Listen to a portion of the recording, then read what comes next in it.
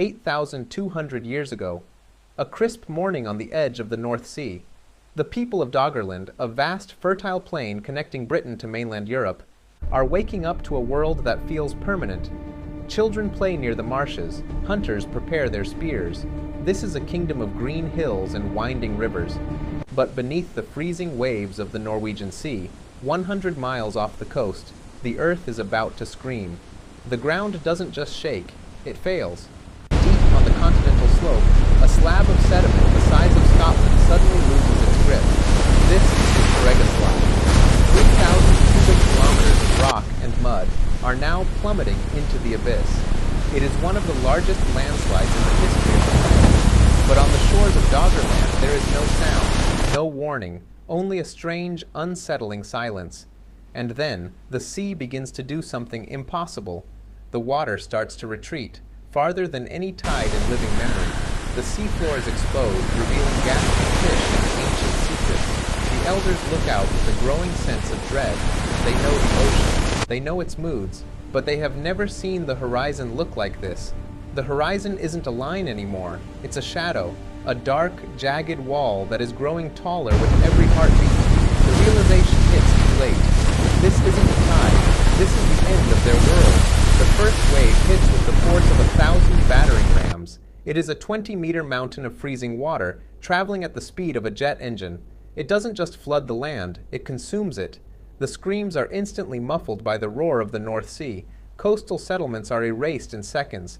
The dense forests that stood for centuries are snapped like toothpicks. But as the survivors scramble for the high ground, hoping the worst is over, the true horror reveals itself. The water isn't going back.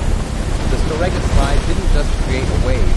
It triggered a catastrophic collapse of the landscape.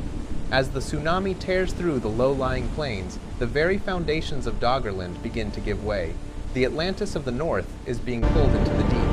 Total darkness falls as the sun sets over a landscape that no longer exists. There is no power to fail, no sirens to ring, only the cold, indifferent sound of waves crashing over what used to be homes. Families are separated in the churn. A mother clings to a floating trunk. A hunter watches his entire tribe vanish into the gray foam. These aren't just statistics. These were people with stories, languages, and dreams, all being scrubbed from the face of the earth by a geological freak accident.